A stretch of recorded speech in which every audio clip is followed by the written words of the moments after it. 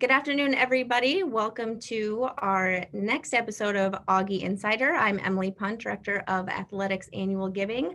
We're joined today by Coach Krauth and Billeter, Athletic Director Josh Morton, and men's basketball player Michael Schaefer. We'll recap this last weekend against SMSU and look ahead at an exciting weekend against the USF Cougars. Pass it off to you, Josh. All right, thanks, Emily. Some quick departmental updates before we get to basketball. It's softball season, believe it or not. Our women's softball team supposed to go down to Texas this week.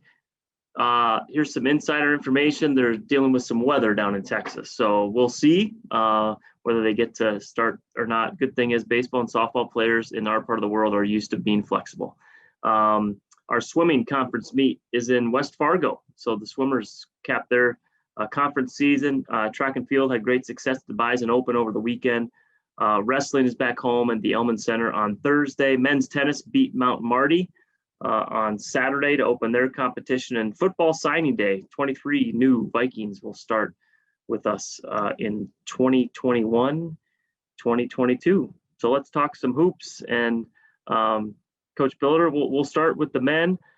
We'd hoped to play 2 games. One is better than none. And you had to wait till Sunday to get it, but I guess your overall thoughts from your win over Southwest State yesterday? Yeah, I wish we would have been able to play the 2 just for the student athletes. You work all week and you want to play the 2 games, and unfortunately we weren't able to play 2. But like you said, one was better than none, and you know what? It probably easily could have been none. And so, Super Bowl Sunday, I remember one time when I was at A&M, we played Baylor at Baylor on Super Bowl Sunday, and we lost by 62 points. And Baylor, we actually finished ahead of them that year in the Big 12. So my memories and recalls of Super Bowl Sunday games is not great. So I wasn't feeling super about playing on Super Bowl Sunday, but ended up playing well. It was a good college basketball game. Thought both teams played hard.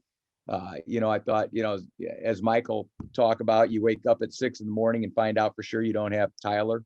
He's throwing his guts up and got a really bad flu bug. And, we talk about as a team, and Mike will probably talk about this too. First of all, we always feel like, with Mike, we always feel like we have 6 starters. You've got 3 bigs that can, any one of them on a given night's the best player on the floor. And, that's his opportunity, and he took full advantage of it and stepped up with 26 points, 6 boards, really played well, 8 for 13 from the field, and gave us some good defensive minutes.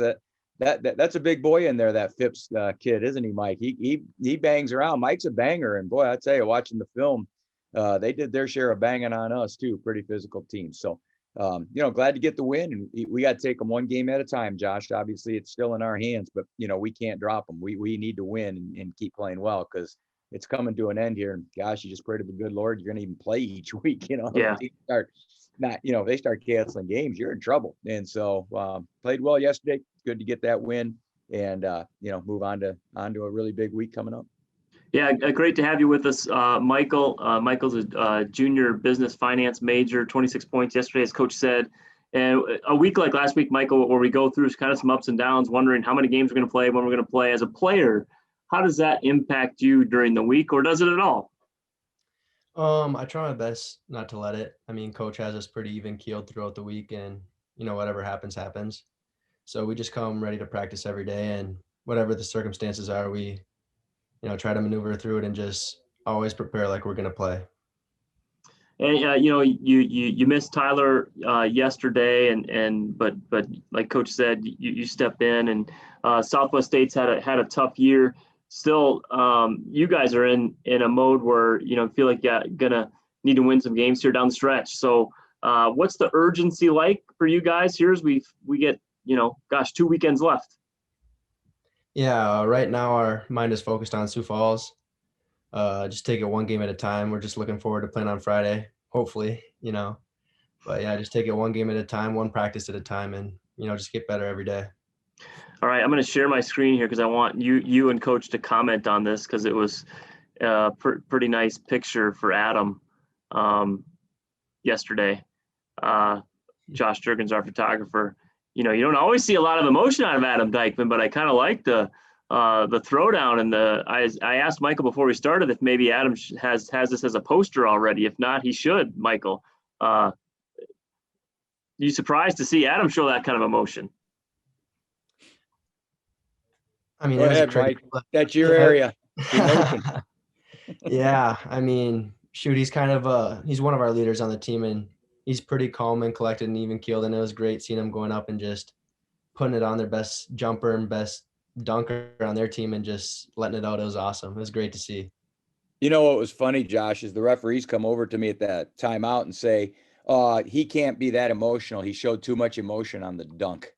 You know, and I'm sitting there going, you've got to be absolutely kidding me. And so that was good. You know, we have three of the best, counting Michael, with Dylan and Adam. We have three phenomenal. You know, we actually have lob plays this year. We just haven't played many zones to run them, and we have a set that we do run occasionally in games. But you've seen fast breaks, and you've seen, you know, even yesterday we didn't get the dunk, but a really nice pass from Matt Todd to Dylan, and Michael can dunk with the best of them too. So, you know, it's kind of fun to have three kids like that can play above the rim, and nothing gets a crowd more going and even their teammates going than when you have a play like that. Adam had 2 or 3 yesterday, actually, and you know, fun to see. Yeah, and Michael, I'm going to ask you too. You know, you're adjusting to life without one of your leaders too. Matt Cartwright is now out for the year. What has that adjustment been like as you've dealt with that over the last few weeks? It's been tough. You know, as everyone knows, Cartwright he's incredible out on the court. I mean, he's a great leader for us, and he's a great basketball player in general. It's been tough. You know, other guys have had to step up. You know, Isaac's done a good job of coming into that role and playing well with Cartwright being hurt. But yeah, we definitely miss him out there, and we've had some bumps and bruises without him. But you know, we're going to try to make the most throughout the rest of the season without him. So, Mike, I'd even add, and you could correct this, I think even when he's hurt, when he wasn't even like at the games at Upper Iowa, we still kind of missed him, you know, just having him on the bench and having him around the team. And for a student athlete to be in his situation, he's really accepted a role that he doesn't want to play, but almost like a student assistant coach, you know, and he's got such good rapport with you guys, and he's got true, you know, some really good leadership skills. Would you agree with that? Like when he's not there, you kind of notice it.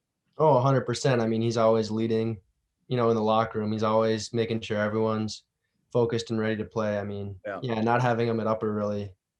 Yeah, I thought it had a little bit of an effect. Still not the reason we shouldn't have won, but I mean, it definitely had an effect, and you could tell he wasn't there. I agree with you. Yeah, it was good to see him back yesterday. Mike, before we let you go, so your business finance major, when you leave Augustana, what would you like to do? Still searching that realm, but maybe financial advisor. You know, I'm going to do that 5-year MBA program, which will be good here with the extra COVID year. So that'll be nice. No, it's great. It's one thing we've talked about as a staff a lot is the increased grad programs. In a year like this, what we've had where we've allowed our, you know, the NCAA's granted this waiver where our athletes can come back for another year. It's great to have more opportunities. So I'm glad that you and a few of your teammates are able to take advantage of that. All right, Mike, stay healthy this week. We look forward to watching you Friday. Coach Billeter, you're stuck with us for a little bit longer. That's fine. Good job. Mike will be successful, whatever he chooses to do. He'll do very well in life, trust me. Thanks, Michael. Yeah, thanks, Josh. All right, Coach, we'll talk standings here in a minute, but Coach Krauth, a split of a weekend for you guys at a really good Southwest State team. You come back to win a thriller on Friday night, and then lose on Saturday. How would you sum up the weekend for the Vikings? 50-50. You know, if we're going to win one, I've said it before, I prefer it be the second one. You have a little better taste in your mouth in the next week. But our Friday night win was, you know, just a nice comeback after, I mean, they just handled us in the first half, or we could not guard them. I guess maybe it would be along those lines. And then to be able to come back from, I don't know what it was, 15 for sure. And a lot of that deficit was erased in the third quarter, and it kind of really brought us some emotion and energy. And then, you know, to get an overtime win was very important. Unfortunately, you know, it's almost human nature. You've got a game like that on one day, and to think you're going to come back and somehow it was almost a repeat. I thought where we did not, you know, we were pretty flat-footed. on Saturday, and then tried to whittle away a little in the third quarter, but just didn't have enough. And came out of it with the split on the road against a very good team. People who haven't seen them play, will be surprised at the way they shoot the basketball. And when you've got a 6'5" athletic eraser in the middle, it makes your defense a lot more effective. Yeah, no, you notice watching the game that Okoyes Sister she's a force in the middle, and she changes people's shots. Yeah, and we and it was almost more evident to me like the second day. Oh, we missed so many inside shots, and it's not like we filled it up on the weekend from 3-point range, because we certainly did not. But we tended to miss more shots that you were almost thinking, oh, yeah, we got a nice look here, a kind of a layup type play, and then it didn't go down. But yeah, she's a presence. All right, so this week I'm going to share my screen and show the standings and for both of you guys. But we're hosting USF this week. Important game for the standings, and I'm going to work to get us there. So sit tight. But talk about the importance of this week.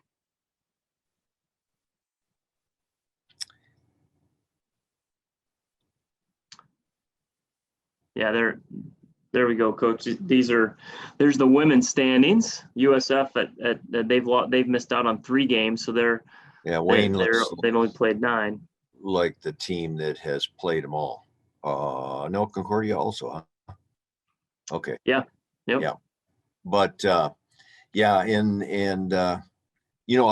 was interesting when I was coming back from Marshall to think that USF will go through the schedule now, and they've only get on the bus twice, and so it's interesting how you have a shortened schedule, and depending on if you have any COVID alterations, what that can do to standings, your schedule, anything. But they've played well and taken care of business.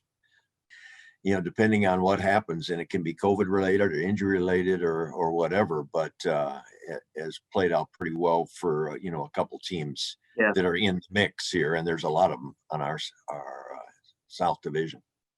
Yep. Reminder to everybody. So the top 4 teams in the division make it. In order to make the conference tournament, you have to play 50% of your games. So pretty much everybody is in for that. And so now it's just about positioning ourselves for those top 4. Women play at 7 p.m. Friday, 3 o'clock on Saturday. Coach, I'm going to switch over here to the men's standings. You're at USF Friday at 6, Saturday at 4. Those games are on Midco SN. Take a look at the South Division standings, and you've got Mankato and Wayne State have played all 12. USF has only played 8 games. Upper Iowa's played 12. We've played 11 of our 12. So what do you make of the South standings on the men's side? Yeah, we knew going into the year that the South this year was probably the stronger division, probably quite a bit, to be real honest. We've shot ourselves in the foot. That last loss at Upper Iowa really hurt us. I mean, if we win that, you got a totally different picture. So we still control our own destiny, but we've got 4 tough games coming up against 2 teams that are ahead of us in the standings. They'll be great games. Yeah. And we need a little bit of luck here and there, and I hate when you have to get some luck from some other people to help you out. Now, if we can win out or whatever, which is much easier said than done, we still can control our destiny a little bit. Yeah. But that's a tall order when you've got, 2 at USF and then 2 against Wayne. And, the job that Jeff's done at Wayne this year is really impressive. Now, they do have arguably the best player in the league in Jansen. He's an incredibly good big man, and he's playing that way. And they've got tough kids. They guard you. They play hard. They hit open shots. Moore can really shoot it.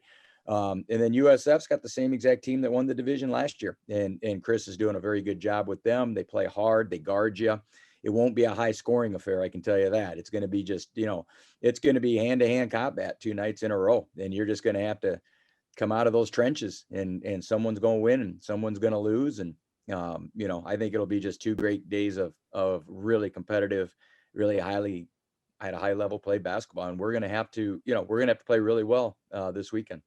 And I know as coaches, you want intensity every night, but when you play a rival that is a in-town rival, I think this is where the format gets interesting to me. When you're playing back to back, usually you could expend a lot of energy either on a Friday or Saturday against your rival and not sure how you play the next day. Well, now you're going to, it's two games of high intensity back to back in the same place. It's interesting then when it's your rival. I actually would compliment my guys, because 2 years in a row that we've played a really good game against USF and won, and actually got on the bus and gone to Southwest State and won the next night. Now, we were down like 15 with 10 to go last year, and we pressed and got lucky, and we actually won the game in regulation at Southwest State. But I think what's so hard, that's why this format for this particular weekend, I'm really anxious to see how it goes, because I think it's really hard to play USF first on Friday and then get on that bus and drive to Marshall, or even have them coming in the next night after the game and the crowd and the atmosphere that you've had the night before. So playing the same team twice, as good as they are, I don't know. It'll be interesting. I have no idea how both teams will come out both nights. And that's been kind of the beauty of this format, something that we've never been through before, and really been interesting. I've learned a lot from it and continue to learn. So I'm anxious to see how we do this weekend. Yeah, I know we've had questions to us about tickets, and USF has a very limited number of tickets, so it's all through them. So pay attention to how they're handling their tickets. I can tell you this: we have tickets at the Pentagon, and we look forward to having a lot of blue and gold in the stands, Coach Krauth. What about the back-to-back high-intensity nights? What do you expect from your team? Well, yeah. I always find ways to be apprehensive about those things, and what could go wrong. It's the obvious rivalry. You got a little bit more emotion into it, and how that affects a 20-hour turnaround. One of the, if I would say, advantages USF over Coach Traphagen's years there, they really juggled their line. They'll go from one night to the next, and a kid that started and played long minutes may play very limited the next day, and or vice versa. And so I think if their kids handle that, which they're apparently used to it, it does give them that opportunity to potentially have kids that maybe played a few less on the first night and come back. But I think we have enough depth. If we don't get into serious foul trouble. I mentioned something after the Friday night overtime when at Marshall that Izzy, I said, we better get you hydrated, because she played like 41 minutes and then came back with probably her poorest game of the year the next day. And so there are times when you think about it, but when it comes right down to it, once you get in the heat of battle on Friday, that's kind of what's on the docket. And I try not to let myself think about Saturday much. Yeah, well, I will say for Izzy, I know she's doing her nursing clinicals too, or she was during J term, and had some pretty odd hours. So I can appreciate that. Coaches, thank you very much. We look forward to watching this weekend. Again, the men's games are at USF, 6 o'clock and 4 o'clock. Both of those games are on Midco SN. And then our women are at home at the Pentagon, 7 p.m. Friday and 3 o'clock on Saturday. And look forward to seeing more and more people out at the Sanford Pentagon. It's a safe environment. I know that's not everybody's ready to go to a game, and I understand and appreciate that. But if you think you might want to, I've talked to a number of our fans who did exactly that. They said, I'm not sure if I want to, but I'm going to give it a try. And they were really pleased with how our safety protocols working with the Pentagon. The seats are covered. It's seated in pods. We don't interact with a lot of people. We make everybody wear a mask. So please come out. $10 tickets go on sale Thursday. A Club members get first crack on Wednesday, starting at noon. So look forward to coming back here. And just so everybody else knows, so at 1 o'clock every Monday, we ring the victory bell. So I look forward to seeing both programs with a representative down the hall at 1 o'clock as well. I'll turn it back to Emily. Great. Thank you, everybody, again for joining us. Looking forward to talking about this weekend, next Monday at noon again. So have a great week, and we hope to see you out at the Pentagon this weekend.